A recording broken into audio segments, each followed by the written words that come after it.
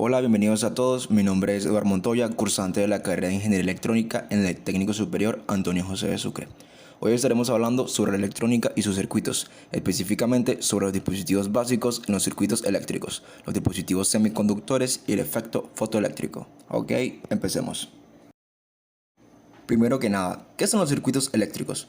Nuestra vida cotidiana está rodeada de circuitos eléctricos. Estos están presentes en los hogares, los comercios y hasta los celulares y aparatos electrónicos que utilizamos. En primer lugar, definamos la palabra circuito. Un circuito se define como un camino completo y cerrado alrededor del cual se puede circular una corriente eléctrica. También puede significar un sistema de conductores y componentes eléctricos que forman tal camino.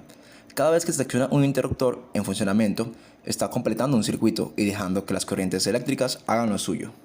El circuito eléctrico, por su parte, es una trayectoria o camino a través del cual fluye una corriente eléctrica. La trayectoria puede estar cerrada, es decir, unida en ambos extremos, lo que lo convierte en un bucle, lo que permite que la corriente eléctrica fluya a través del circuito. También pueden ser circuitos abiertos, donde el flujo de electrones se corta debido a que la trayectoria se rompe, lo cual no permite que la corriente eléctrica fluya. Existen varios tipos de circuitos, como lo son el circuito eléctrico en serie, el circuito eléctrico en paralelo, el circuito eléctrico mixto, el circuito eléctrico abierto, circuito eléctrico cerrado y cortocircuito. En pocas palabras, los circuitos son una interconexión de componentes eléctricos que transportan la corriente eléctrica a través de una trayectoria cerrada. Ya sabiendo eso, hablemos sobre los dispositivos básicos que componen dichos circuitos eléctricos. En los componentes encontramos el generador, que es la parte del circuito donde se produce la electricidad, manteniendo una diferencia de tensión entre sus extremos. Existen muchos tipos de generadores y acumuladores que se encargan de esta función, como por ejemplo los dínamos de la bicicleta, paneles solares, las baterías o las turbinas de una central eléctrica, que se encargan de proporcionar voltaje, empujando los electrones a través de un conductor, energizando el dispositivo conectado al circuito. Luego tenemos las resistencias eléctricas, las cuales son elementos del circuito que se oponen al paso de la corriente eléctrica. También tenemos el interruptor, que es el elemento que permite abrir o cerrar el paso de la corriente eléctrica. Si el interruptor está abierto, no circulan los electrones y si está cerrado, permite su paso. También tenemos los receptores, que son elementos que permiten la transformación de la energía eléctrica en otro tipo de energía útil. Por ejemplo, las bombillas transforman la energía eléctrica en luz. Los radiadores se transforman en calor, así como un altavoz transforma la electricidad en sonido, y entre otros ejemplos. Y por último, los elementos de protección, los cuales se encargan de proteger los componentes de un circuito eléctrico de corrientes muy elevadas o fugas. Y, por supuesto, al operario de posibles accidentes. Los más empleados son los fusibles, interruptores diferenciales y los interruptores magnetotérmicos. Ya hablamos sobre los elementos básicos en los circuitos eléctricos, ahora hablemos de los dispositivos semiconductores. Un material es semiconductor cuando bajo unas determinadas circunstancias permite el paso de corriente eléctrica, mientras que si se dan otras diferentes impide esa transmisión de corriente eléctrica y actúa como aislante. Sin embargo, hablando en el mundo de la electrónica, los semiconductores se refieren a una serie de chips y elementos que se encuentran en la placa electrónica y que efectivamente están fabricados con materiales semiconductores como puede ser el silicio. Los dispositivos semiconductores conducen corrientes eléctricas en un estado sólido, en lugar de como electrones libres a través de un vacío, y son el sucesor de los tubos de vacío en casi todas las aplicaciones. Pero, ¿cómo logran eso?, se preguntarán. ¿Qué tienen de especial esos materiales para dejar pasar la corriente eléctrica unas veces sí y otras veces no? Dejando de lado la precisión química y física, nos vamos a centrar en dos tipos de semiconductores típicos para ilustrar esta pequeña explicación, como lo son el silicio con impurezas de fósforo y silicio con impurezas de aluminio. Pensemos en un átomo como si el sistema solar se tratase.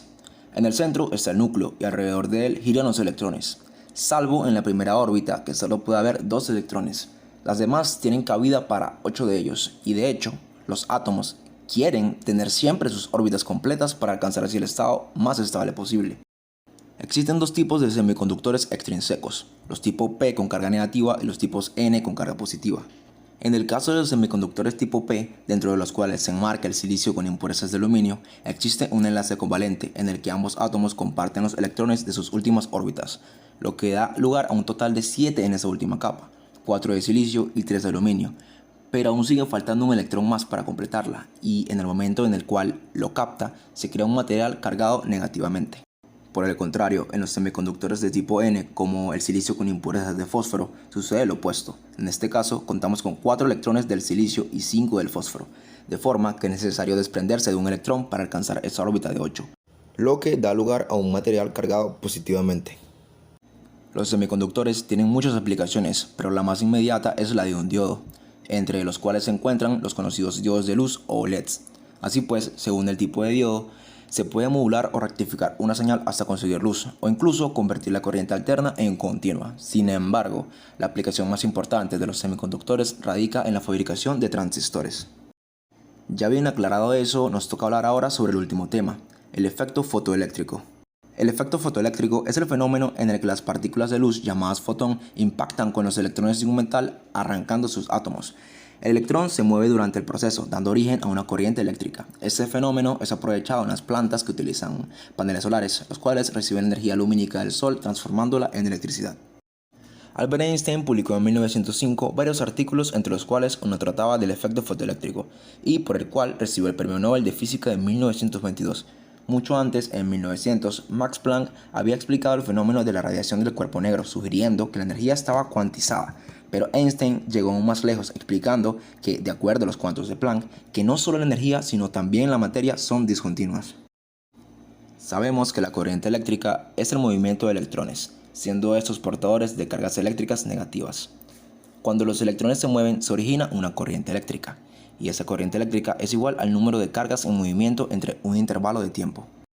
Como por ejemplo, cuando una lámina de metal está expuesta a la luz a una sola frecuencia, digamos la luz solar, se produce una electricidad en su interior. De esta manera, la luz cuando viaja se comporta como una onda, pero al intercambiar su energía con cualquier objeto, lo hace como una partícula que es llamada fotón.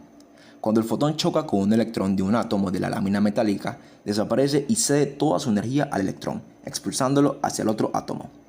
Esta expulsión electrónica es precisamente la corriente eléctrica. Y ya que, como el fotón desaparece durante la colisión, se hace fácil comprender que la energía de movimiento absorbida por el electrón depende de un solo fotón. Esto nos indica que la electricidad resultante no depende de la intensidad de la luz, sino más bien de la energía que porta el fotón. Bueno, hasta aquí el video de hoy. Espero haya podido aclarar todos los temas que me tocó hablar y nos vemos en la próxima.